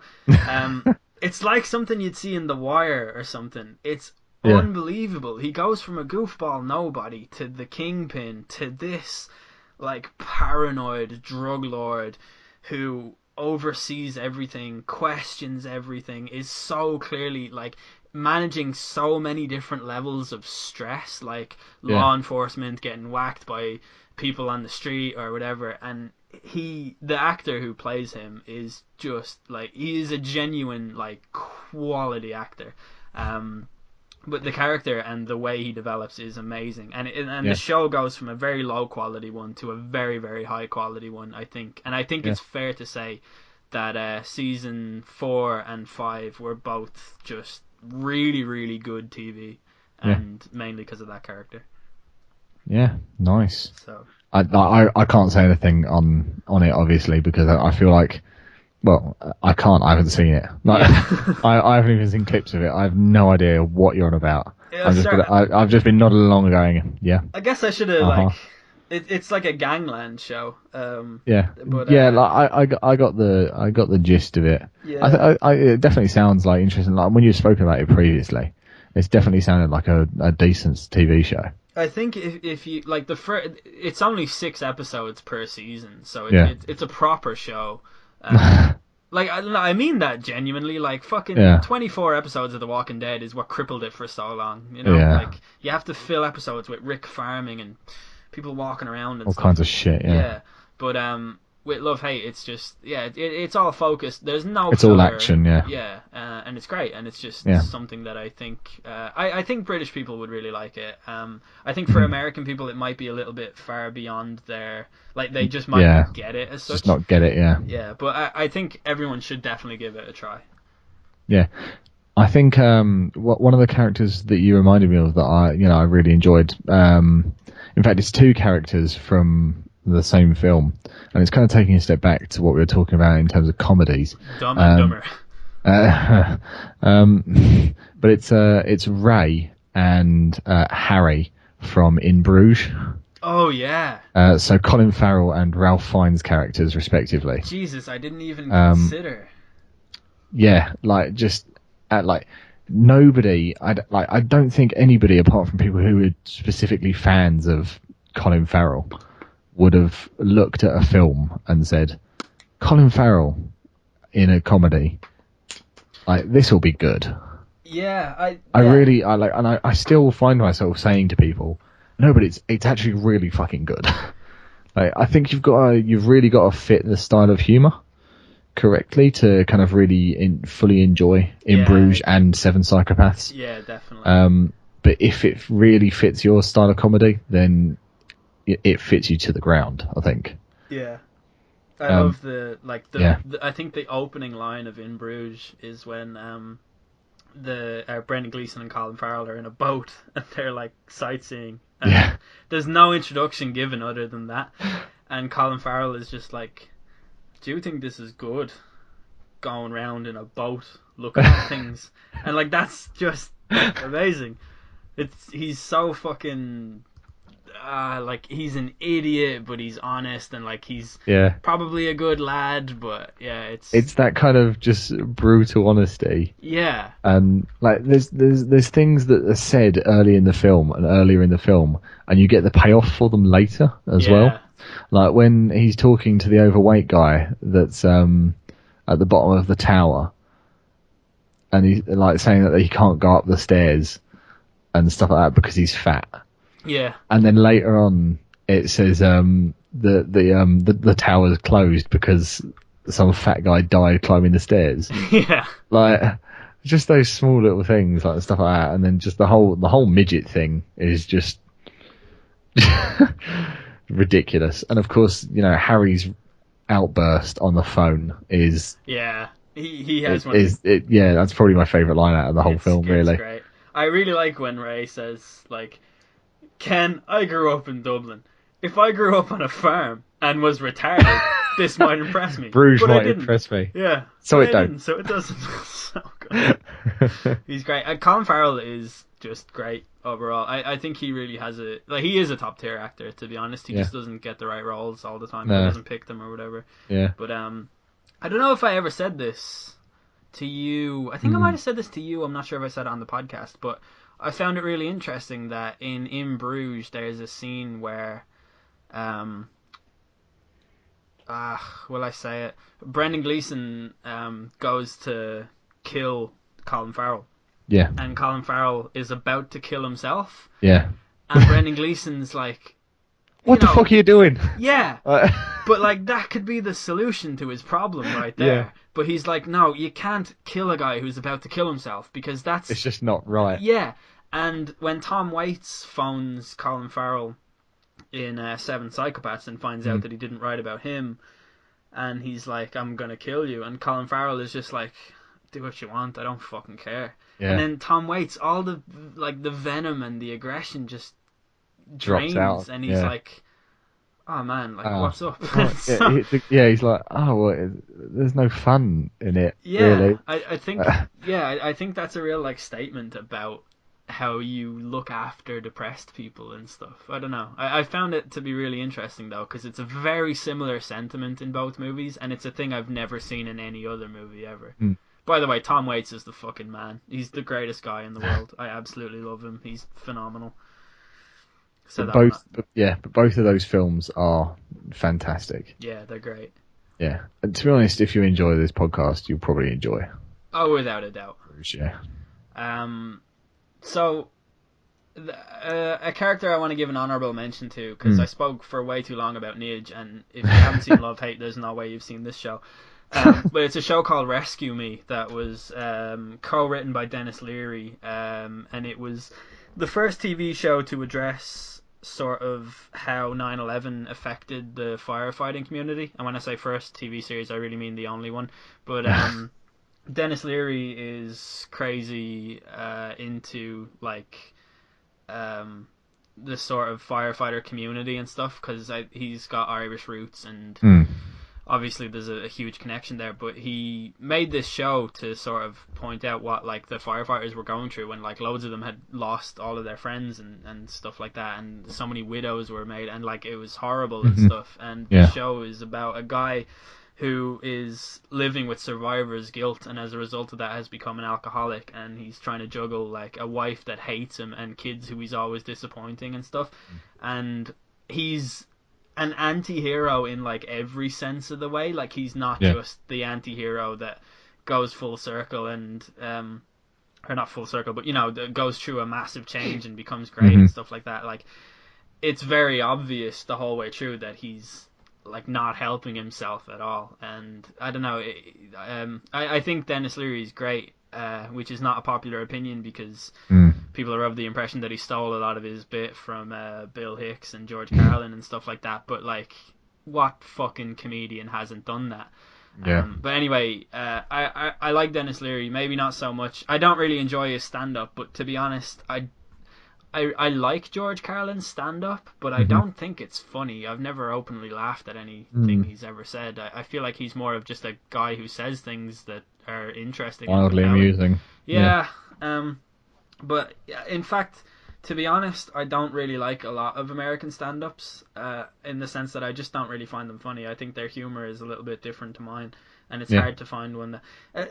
I don't mean that in a I don't like American humor way, just I'm very selective about it. I don't think like Dane Cook or people like that are funny, really. I'm not interested in it. Yeah. Even Joe Rogan, who I'm a huge fan of as a person, I don't enjoy his stand-up all that much either. No, yeah. But yeah, Tommy Gavin in Rescue Me, shout out to him. I think he's a great character. When as soon as you said Rescue Me, the title rang a bell, and I was really surprised to see that they've got 95 episodes. Yeah. And I haven't seen it. I couldn't have told you what it was about, but for some reason the name Rescue Me. So you've definitely probably spoken about it before. I've definitely spoke about it on my channel before. Yeah. And I do actually watch your videos. Yeah, it's true. When I'm really, really bored. Yeah. I don't need you, to get an ego on me. Well, I think that process started a long time ago. Yeah, I've talked about it a lot. The first 3 seasons of it are pretty much television perfection, to be honest. Okay. So I've got a couple of honourable mentions that I'd like to, formally hand out, but they are only quick. There's 4 characters from 3 movies, and all 3 movies are actually animated. So the first honourable mention of mine out of these ones, they're only going to be quick because I don't have that much to say about them. The first one is Kronk from The Emperor's New Groove. Okay. Now, that sounds ridiculous, but I have really fun. In fact, I have fond memories of all 3 of these films, and for some reason, Kronk popped up into my head while thinking of this earlier, like this whole topic earlier today. And then these other 2 films kind of, came along with it hand in hand. But Kronk is kind of this wonderful, hapless idiot of a character, a complete buffoon who just wants to. Have you seen The Emperor's New Groove? Are you familiar with it at all? No. I wouldn't say bother watching it. It's very childish. It's probably due to the fact of nostalgia that I even have included him or thought of him at all. But he's just kind of this hapless idiot who just wants to do things right, and it was just kind of endearing, and I really enjoyed him. But then another character that kind of is complete opposite of that is the character Vinny from Atlantis: The Lost Empire. I've never seen that either, but I know of it. The guy is the demolition expert of this kind of really ragtag bunch of people, and I can't even fucking remember them now. He's got a lot of quite good quotes, but one of them, I've just seen it on IMDb, is actually just we done a lot of things we're not proud of: robbing gays, plundering tombs, double parking, but nobody got hurt. Well, maybe somebody got hurt, but nobody we know. In the midst of this kids movie, you've got a quote like that from that kind of character. Yeah, that's great. And I always remembered that character. and that would always just make me laugh. But then the other two characters were the characters Tulio and Miguel from The Road to El Dorado. Oh yeah, great movie. Whenever I mention that film to anyone, they never seem to have a fucking clue what I'm on about. Yeah, none of my friends have seen it. For some reason, I went through a good few years before I went through a good few years where I was convinced that somehow I had been the only person to have seen The Road to El Dorado. It's very low key for a hugely popular movie. But it's a really enjoyable film. It's great. It's absolutely class. It's where I Yeah. get my name from. Nah, that's not true. Me and Dara saw that in the cinema. Yeah. When we were kids. Yeah, like it was really good. Yeah, it was a class But, movie. you know, I just hear nobody ever talk about it. The ending scene in it is very, very epic. Yeah. You know, like that last sort of 15 minutes or so. It's a great adventure movie. Yeah. And it's narrated, and I've only just found this out, it's narrated by Elton John. Yeah, I knew that actually. I had no idea. That was the thing I did know. Yeah. Phenomenal. Yeah, yeah, phenomenal. Yeah.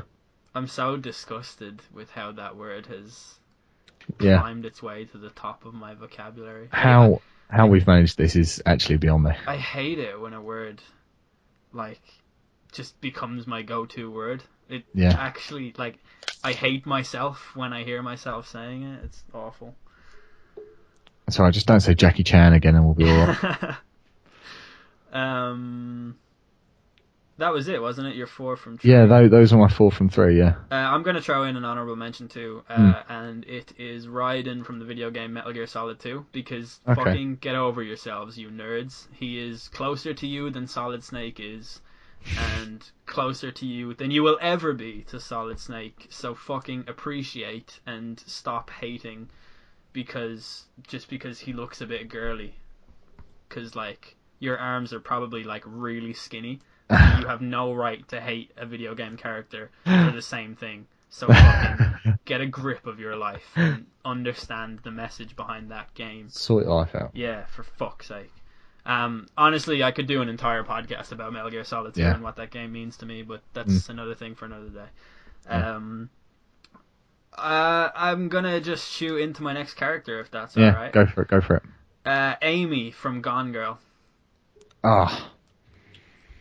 Yes. I don't want to spoil this one because I feel it's recent enough. I will forgive someone for not having seen this. Yeah, but she's great. She plays this sort of privileged and charming girl who comes from a wealthy family and could never really impress her parents enough. Yeah. But her parents had this series of books that were based on what she thought were things that she should have been able to do and stuff, and like she was always living in the shadow of this character invented by her parents.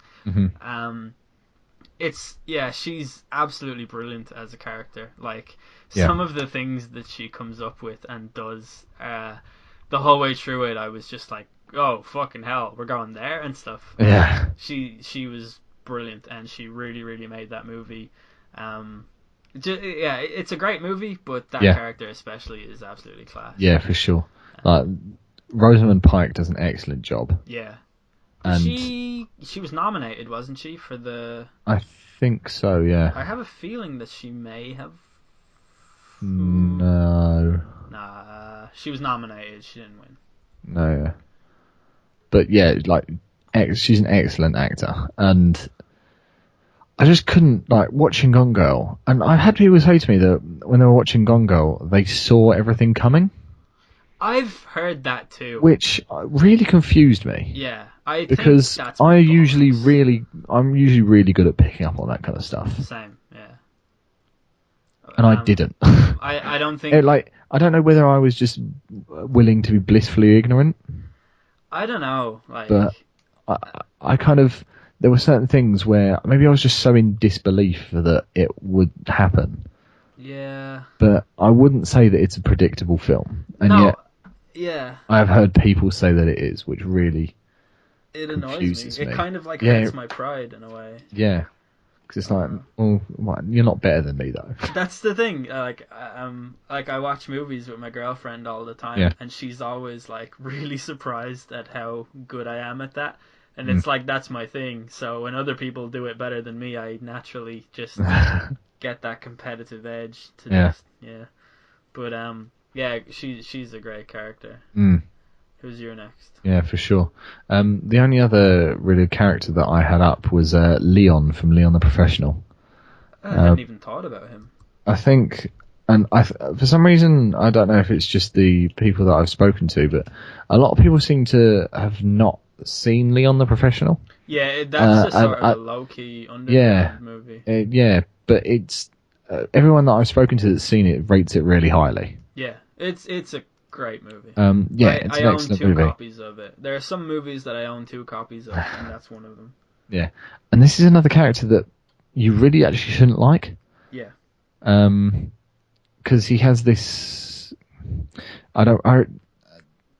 It's been out long enough. People should have seen it by now. I'm not going to give away any massive spoilers, but he has this a very odd relationship with a very young girl, and he is a professional hitman, as his day job. Yeah.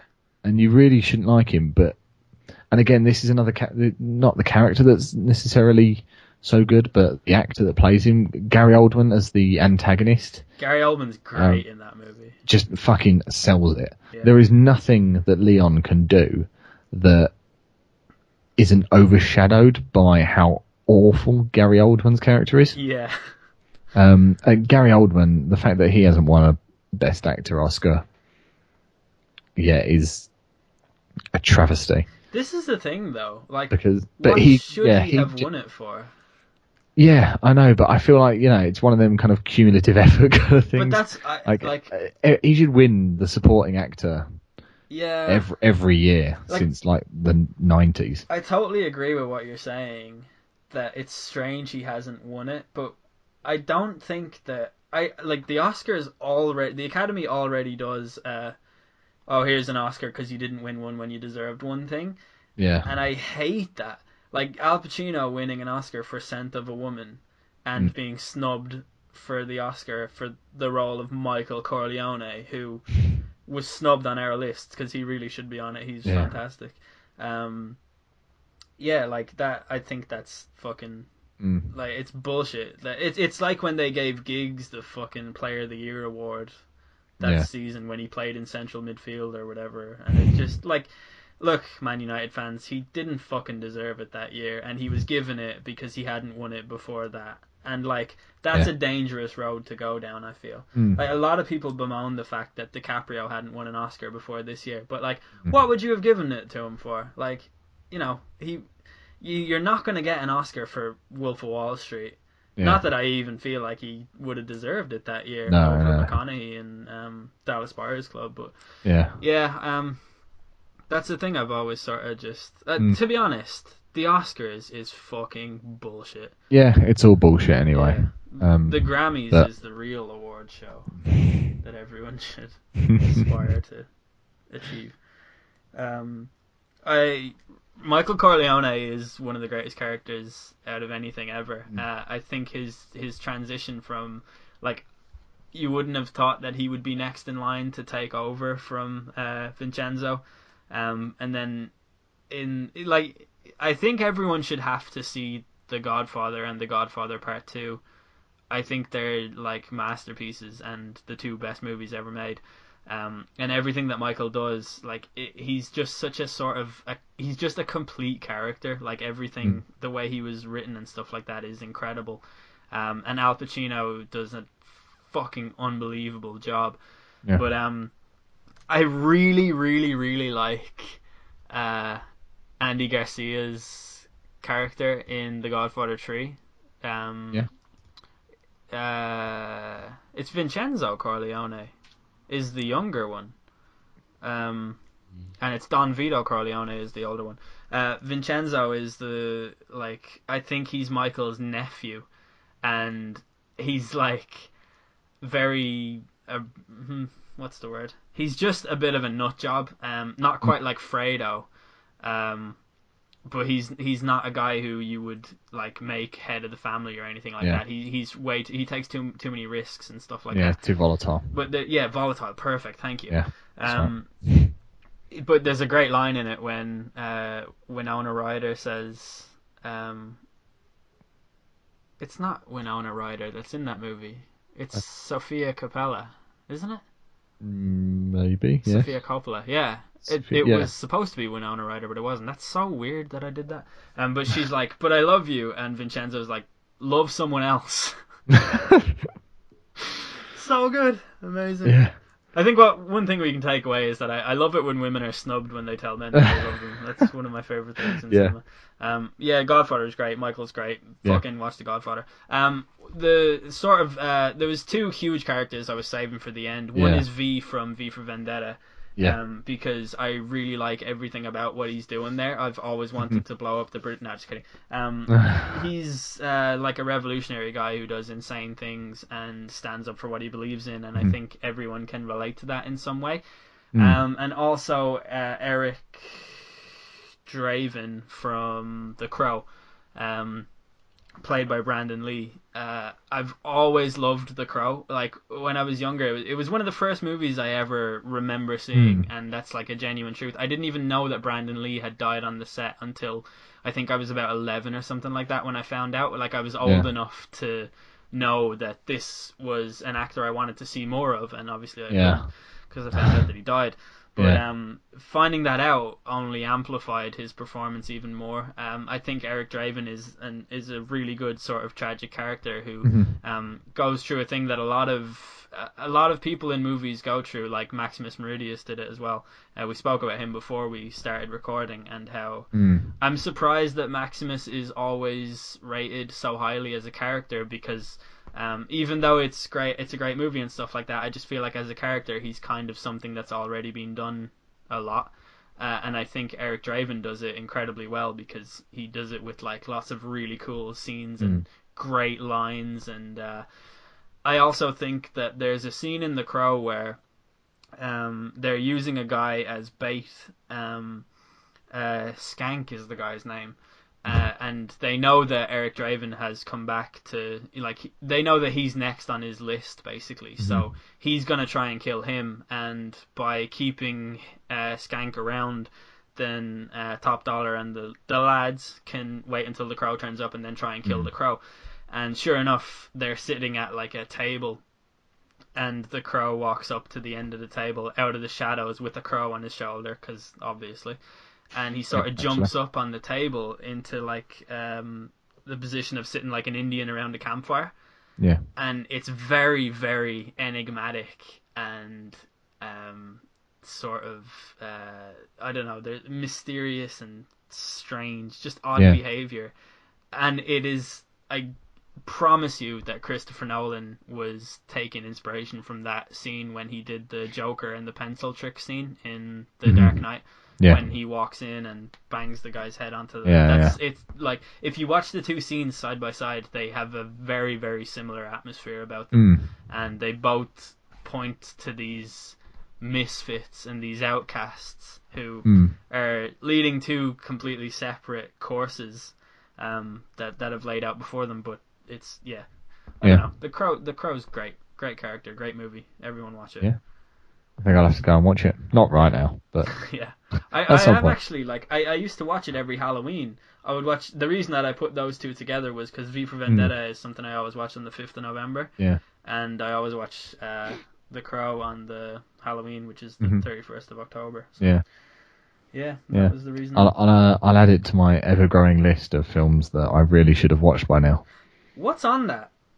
Oh, dude, the list is longer than the podcast. I get this crazy anxiety when I decide I'm going to watch a movie, but I don't know what to watch, and I spend about an hour and a half watching a movie, and I've eaten all the popcorn, and I haven't even attempted to figure out what I'm watching, and I fucking hate it when that happens to me. It's the worst. It's terrible, but it happens regularly. I think mine just happens when I kind of sit down and go, I could watch one of the films on my very lengthy list of films to watch. Yeah, but there is this film that I know that I like that I've seen about 1 million times now. Yeah. Yeah. I'm watching that. Would you believe it? I think I've watched Mad Max like 4 times, and it's just the best. Yeah, and it used to be Fight Club before that. When I was teenage, me was like, "Oh, Fight Club is the best," and adult me was like, "Nah, Mad Max is quite clearly the greatest anything ever." Yeah, I feel like there was a lot of characters that we've probably missed and will regret. Oh yeah, them. like tons. The list is way too long. Yeah, so if we did, I want you to whine about it. Be a complete bitch about it all. Yeah, whine in the comment section because we missed your favourite character. Yeah. Also, like the video. That's how we'll know. Whine about it, you little bitches, but like the video, please. Yeah, like and favourite and subscribe and comment and repost and soundcloud.com/Midnight Hour Podcast. Yeah. Peace out. Yep, peace out.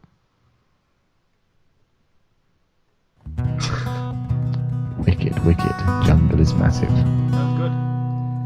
Cool. In Mary, the station is playing every sad song I remember like we were alive. And I heard and sung them all from inside of these walls in a prison cell where we spent those nights. Did you hear they burned up the diner where I always used to find her, licking young boys' blood from her claws? And I learned about the blues from this kitten I knew. Her hair was raven and her heart was like a tomb. Left my heart like a wound. But I saw taillights last night in a dream about my first wife. Everybody left me, Mary, why wouldn't you? Saw taillights last night in a dream about my first life. Everybody leaves, so why wouldn't you? And Mary, I worried and stalled every night of my life. Better safe than making all those parties. What's going on, guys? My name is Al De Niro. I really hope you guys enjoyed that episode. We're closing out with an acoustic cover of Great Expectations by Brian Fallon from the Gaslight Anthem. I don't usually like acoustic music at all. I actually think it's really difficult to come up with a song that sounds better when played acoustically, apart from like Everlong by Foo Fighters. But this is actually really a lovely version of the song. So I included it because I just think it sounds very much like a guy who sort of wants to live like a movie character or something like that. I don't really know what I mean by that, but I find with a lot of Gaslight Anthem songs, they're heavy sort of movie influenced themes and stuff like that, and this one is no different. So there you go, that's the reason. Hope you guys enjoyed the episode. If you did, please leave a like, that would be much appreciated. I've been El De Niro. See you guys in 2 weeks. And we were always